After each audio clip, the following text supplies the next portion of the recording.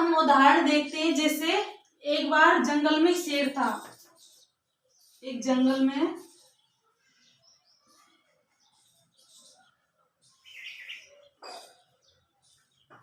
एक शेर रहता था।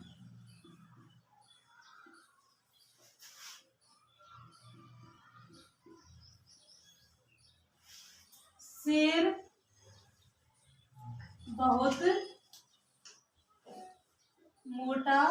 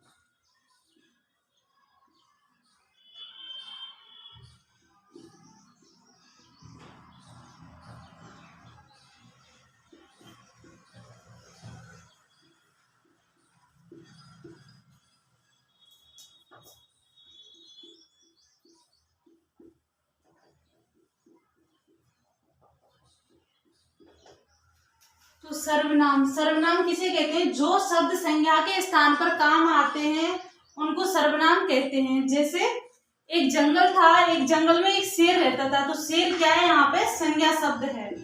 तो शेर रहता था, शेर बहुत मोटा और तगड़ा था। तो शेर प्रतिदिन जंगल में शिकार करने के लिए जाता। तो यहाँ पर हम शेर को क्या लिख देते? जैसे वह।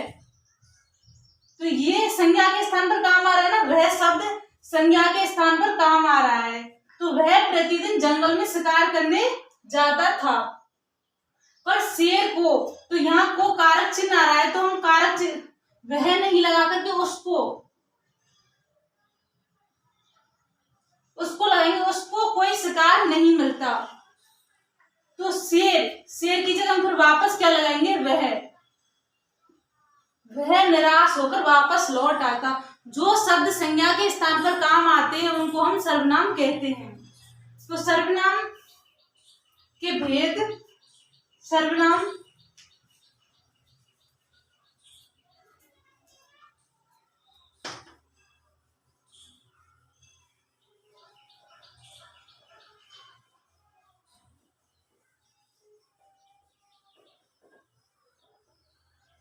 सर्वनाम के भेद।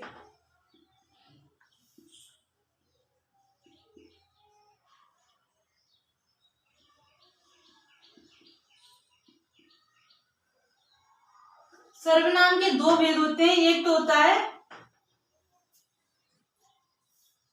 रूप या उत्पत्ति के आधार पर।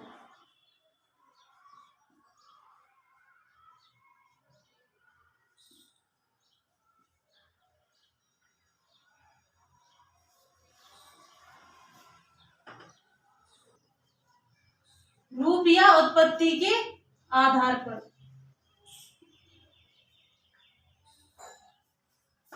दूसरा होता है प्रयोग या व्याकरण के आधार पर।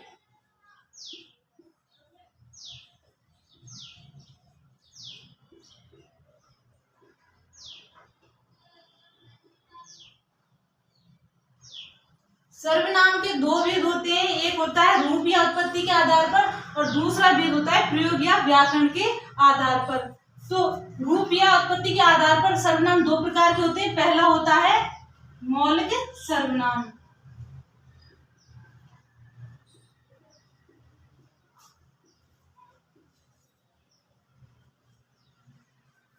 दूसरा होता है यौगिक सर्वनाम।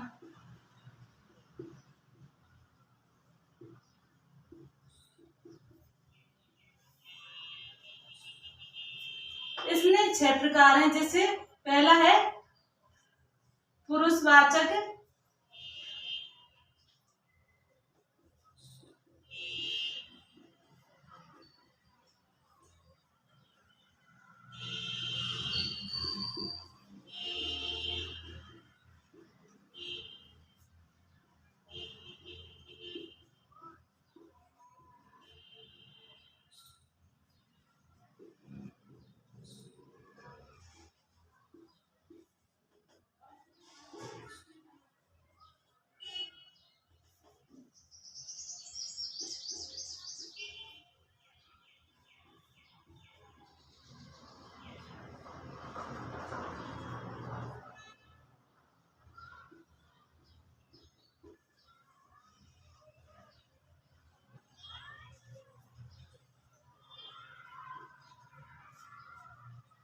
तो रूप या उत्पत्ति के आधार पर सर्वनाम में पहला सर्वनाम है मौलिक सर्वनाम, दूसरा है यौगिक सर्वनाम। उसके बाद प्रयोग या व्याकरण के आधार पर हमारे सर्वनाम है, पहला है पुरुषवाचक सर्वनाम, उसके बाद दूसरा है निजवाचक सर्वनाम, तीसरा है अनिश्चयवाचक सर्वनाम, चौथा है अनिश्चय, पांचवा है प्रश्नवाचक सर्वनाम और छठा है संबंधवाचक सर्वनाम। इसके बाद हम रूप या उत्पत्ति के आधार पर सर्वनाम के बारे में पढ़ेंगे।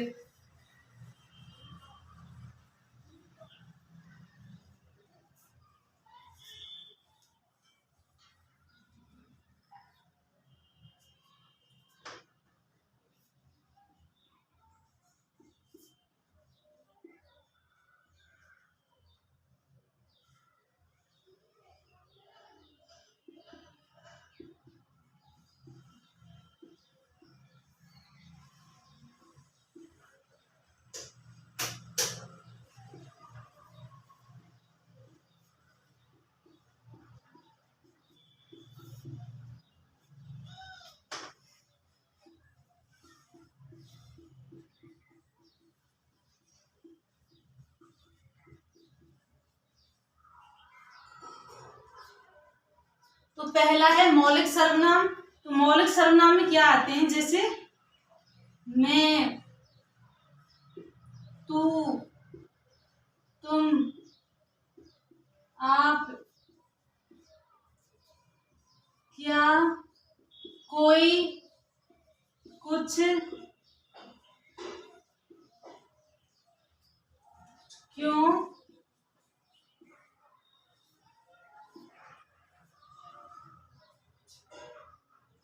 जो, सो, यह, वह।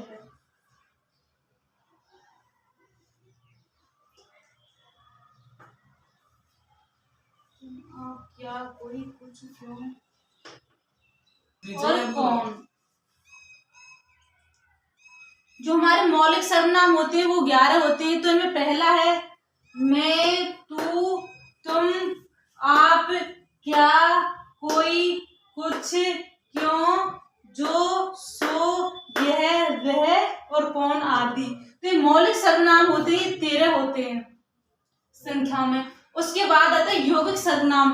तो इसके नाम से विदित हो रहा है, जैसे यौगिक मतलब योग से बना हो, तो ये जो बनते हैं योग से बनते हैं, योग से बनते हैं। जैसे हम, हमको, हमारा, हमारी, मुझे, मुझको,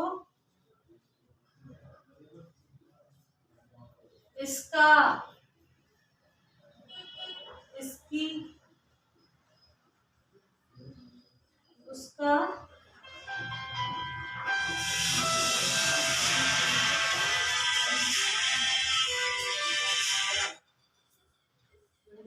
यौगिक सर्वनाम मतलब योग से बनते हैं। जैसे हम, हमको, हमारा, हमारी, उसका, उसकी, मुझको, मुझकी, मुझको, इसकी, उसका आदि। तो यौगिक सर्वनाम होते हैं वो योग से बनते हैं। इसके बाद हम देखेंगे प्रयोग या व्याकरण के आधार पर सर्वनाम।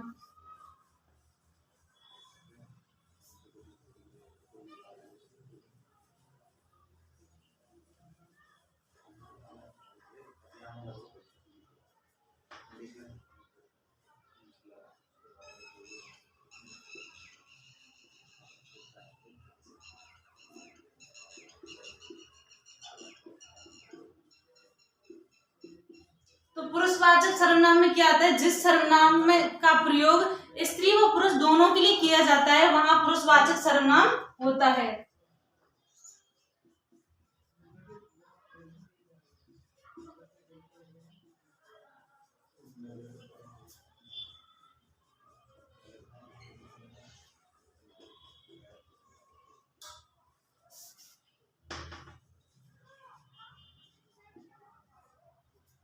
पुरुष का क्या अर्थ होता है, प्राणी।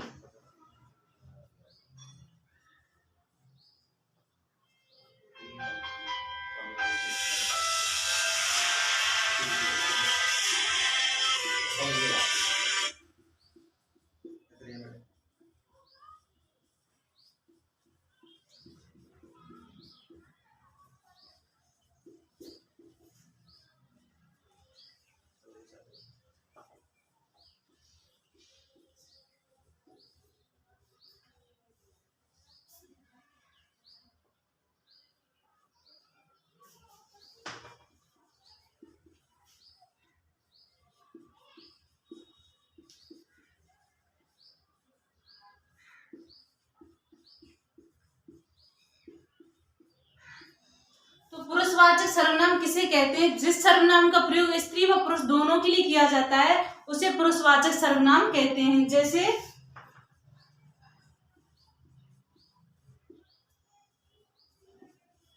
मैं, तू, तुम, आप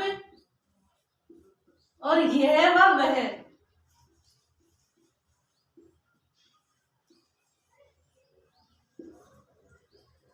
तो पुरुषवाचक सर्वनाम का के उदाहरण जैसे मैं, तू, तुम, आप, यह, वह। तो ये पुरुषवाचक सर्वनाम होते हैं, 3 प्रकार के होते हैं।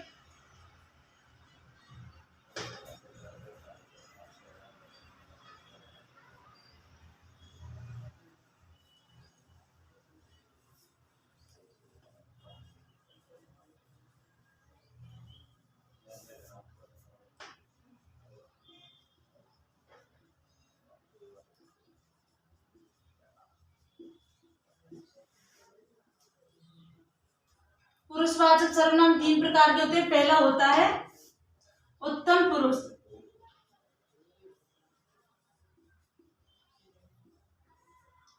दूसरा होता है मध्यम पुरुष,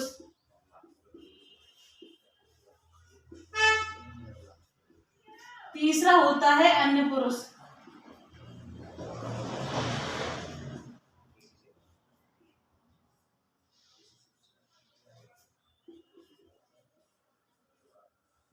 उत्तम पुरुष के अंतर्गत आते हैं जैसे मैं, इसके अंतर्गत है तू, तुम और आप।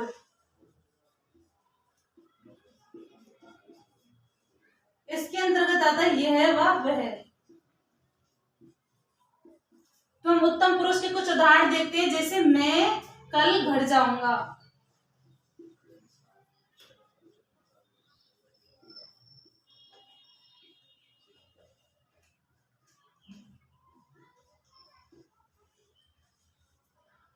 इसके उदाहरण देखते हैं आप मोहन से बात क्यों नहीं करते।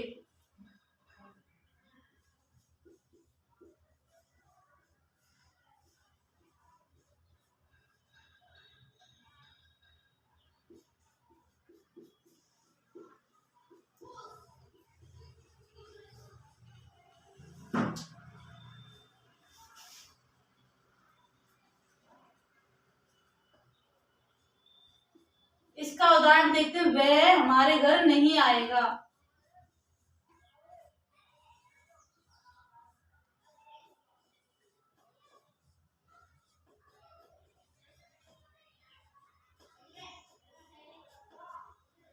तो पुरुषवाचक सर्वनाम होता है वो 3 प्रकार का होता है। पहला होता है उत्तम पुरुष, दूसरा होता है मध्यम पुरुष और तीसरा होता है अन्य पुरुष।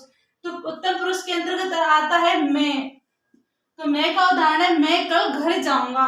तो इसमें जो मैं शब्द है वह उत्तम पुरुष का वर्णन करता है, इसमें उत्तम पुरुष है। इसके बाद आते हैं मध्यम पुरुष। तो मध्यम पुरुष के अंतर्गत आते हैं जैसे तू, तुम और आप। तो इसका उदाहरण है आप मोहन से बात क्यों नहीं करते।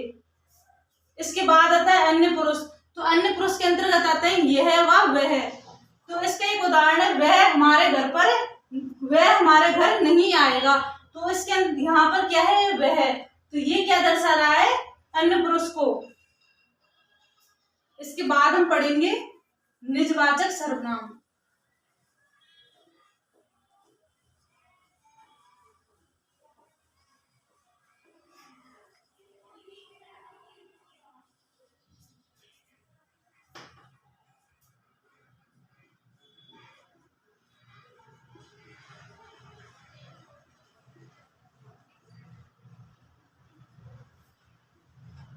तो निजवाचक सर्वनाम क्या होता है, जिस सर्वनाम का प्रयोग कर्ता कारक स्वयं के लिए करता है उसे निजवाचक सर्वनाम कहते हैं।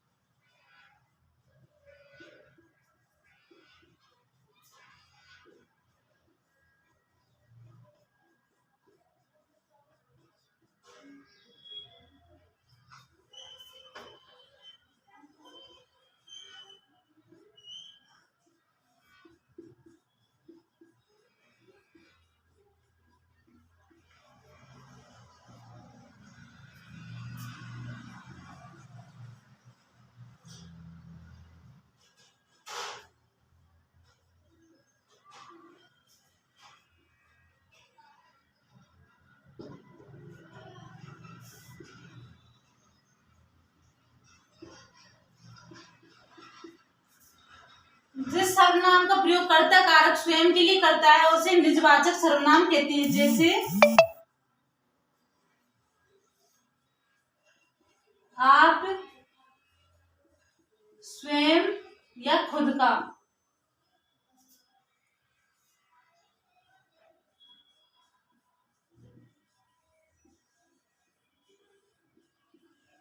तो इसके हम उदाहरण देखते हैं। जैसे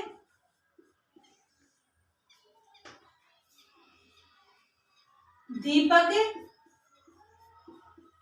अपना खाना स्वयं बनाता है।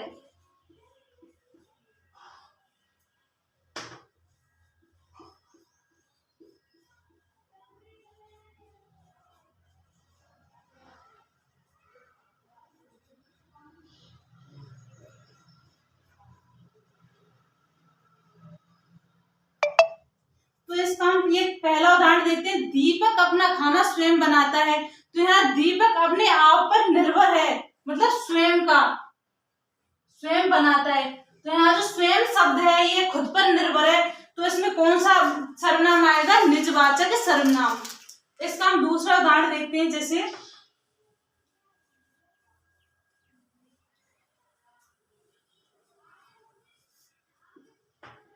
दूसरा उदाहरण देते हैं, बालक अपने आप ही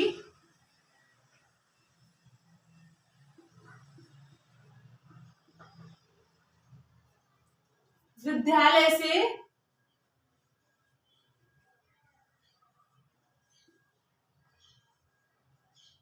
घर आ गया।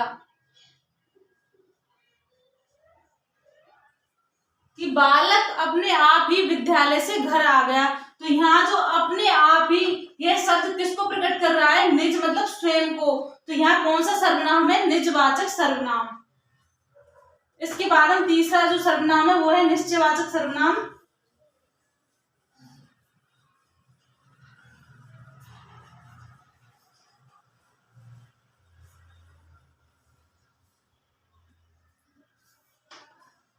तीसरा है निश्चयवाचक सर्वनाम।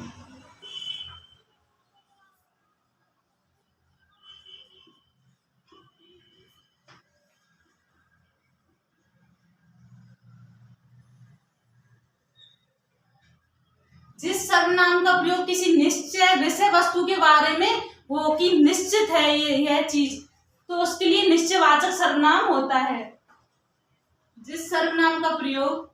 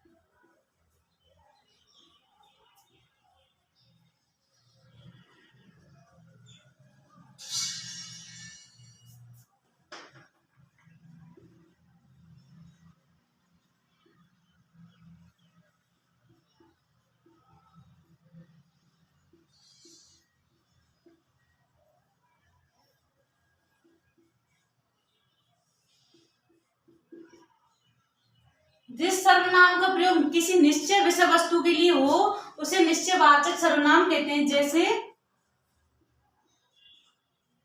यह, वह। तो इसका हम उदाहरण देखते हैं। यह मेरी किताब है। यह मेरी किताब है।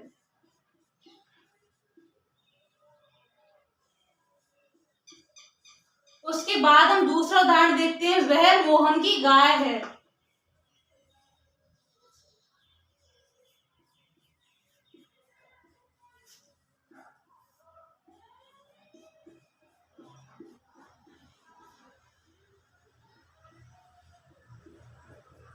तो जो यहाँ पर यह वह शब्द है ये निश्चितता का बोध करा रहे हैं। जैसे यह मेरी किताब है, मतलब यह फिक्स है कि यह मेरी किताब है।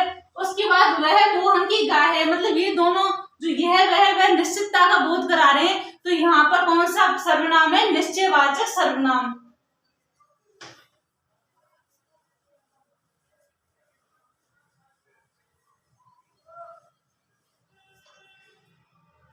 उसके बाद है आगे अनिश्चयवाचक सर्वनाम। जिस सर्वनाम का प्रयोग किसी निश्चित विषय वस्तु के लिए नहीं होता है, यहाँ क्या आ जाएगा? नहीं होता है, उसे अनिश्चयवाचक सर्वनाम कहते हैं।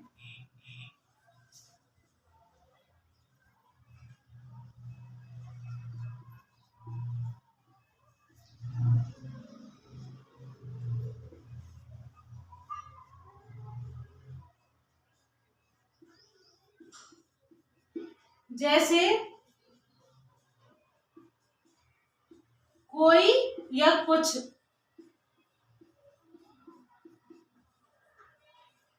तो इसके हम उदाहरण देखते हैं। जैसे आपके द्वार पर कोई सज्जन खड़े हैं।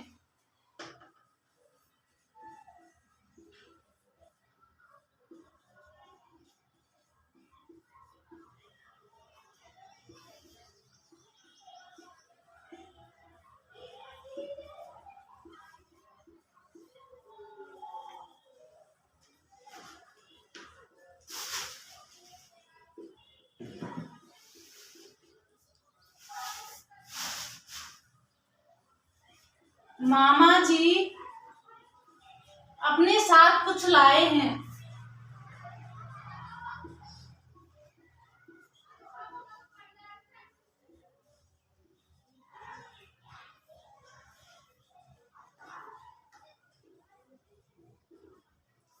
तो आपके द्वार पर कोई सज्जन खड़े हैं। तो जो यहाँ पर कोई शब्द है ये अनिश्चितता का बोध करा रहा है। कोई मतलब वहां पर फिक्स नहीं है कि कौन खड़ा है। तो जो कोई शब्द है ये अनिश्चितता का बोध करा रहा है। उसके बाद मामा जी अपने साथ कुछ लाए हैं, मतलब ये चीज फिक्स नहीं कि क्या लाए हैं। तो जो दोनों शब्द हैं कोई और कुछ, ये अनिश्चितता का बोध करा रहे हैं। तो यहाँ पर कौन सा सर्वनाम है? अनिश्चयवाचक सर्वनाम।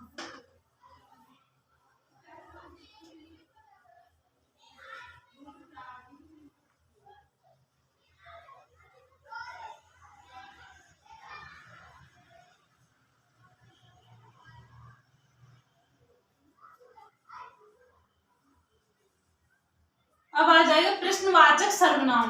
पांचवा है हमारा प्रश्नवाचक सर्वनाम।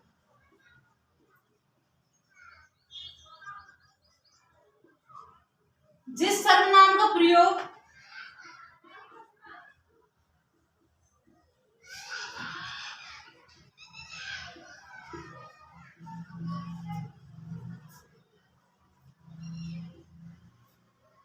प्रश्न पूछने के लिए किया जाता है,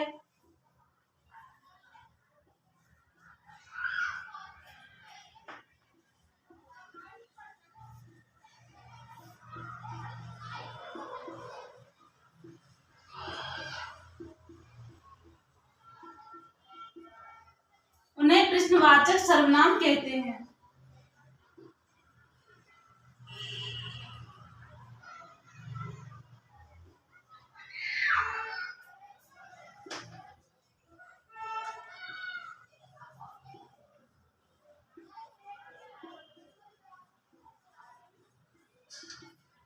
इस सर्वनाम का प्रयोग प्रश्न पूछने के लिए किया जाता है, वहां प्रश्नवाचक सर्वनाम होता है। जो प्रश्नवाचक सर्वनाम का चिन्ह होता है वो ये होता है। तो जैसे उसका इसके कुछ जैसे क्या या कौन आदि आते हैं। इसके हम उदाहरण देखते हैं। क्या आपने खाना खा लिया? क्या आपने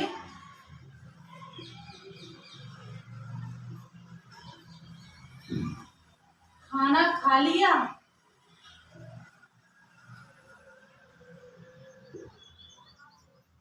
इसके बाद हम इसका दूसरा उदाहरण देखते हैं कि कल आपके घर कौन आया था?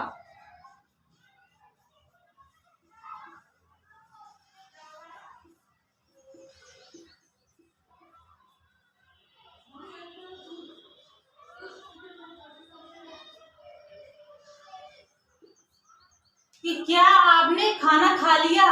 तो इससे क्या प्रदर्शित हो रहा है, मतलब ये सामने वाले से क्वेश्चन पूछा जा रहा है कि क्या आपने खाना खा लिया।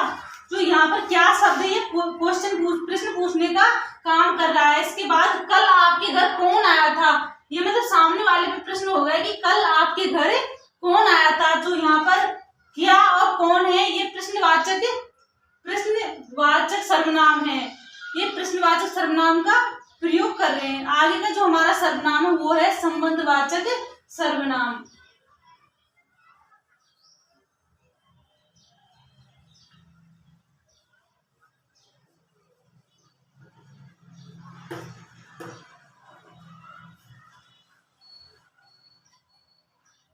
छठा है संबंधवाचक सर्वनाम।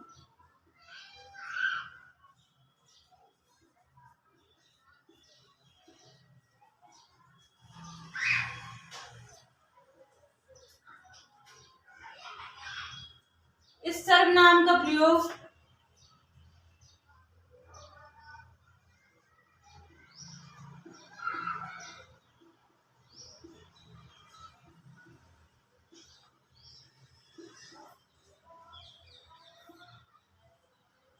किसी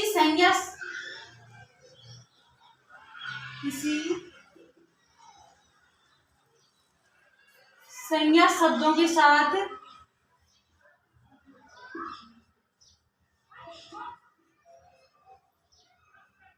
संबंध स्थापित करने के लिए किया जाता है।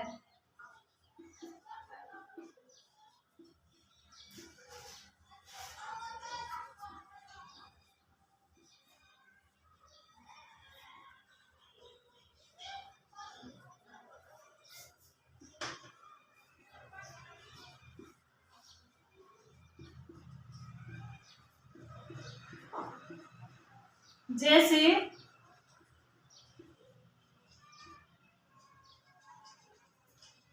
जो सो उसका, जैसा वैसा,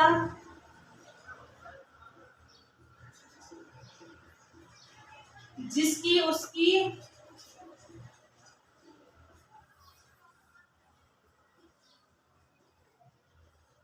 आदि। इस सर्वनाम का प्रयोग किसी संज्ञा शब्दों के साथ संबंध स्थापित करने के लिए किया जाता है। जैसे जो सो, जैसा वैसा, जिसकी उसकी। तो इसके हम कुछ उदाहरण देखते हैं।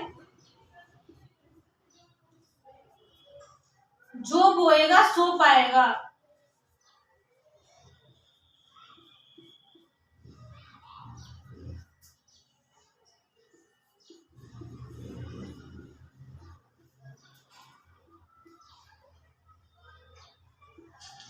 इसके बाद जिसकी लाठी उसकी भैंस।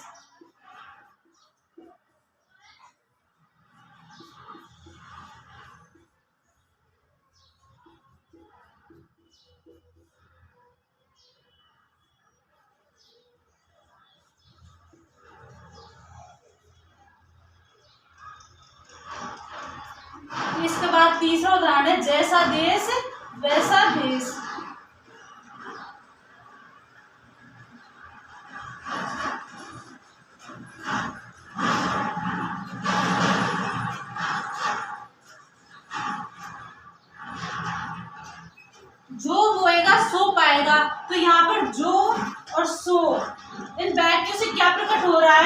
कौन सा सर्वनाम है? संबंधवाचक। इसका इसके साथ संबंध है। जिसकी लाठी उसकी भैंस, तो इनका आपस में संबंध प्रतीत हो रहा है। जैसा देश वैसा भेष। तो जो ये जो आपस में वाक्य हैं, जो सो, जिसकी उसकी, जैसा वैसा, तो इनसे क्या हो रहा है? संबंध प्रकट हो रहा है। जिन वाक्यों में ऐसे संज्ञा शब्दों में संबंध प्रकट हो वहां संबंधवाचक सर्वनाम होता है। तो आज की हमारी क्लास समाप्त हुई। आगे का जो नेक्स्ट टॉपिक है वो हम कल पढ़ेंगे।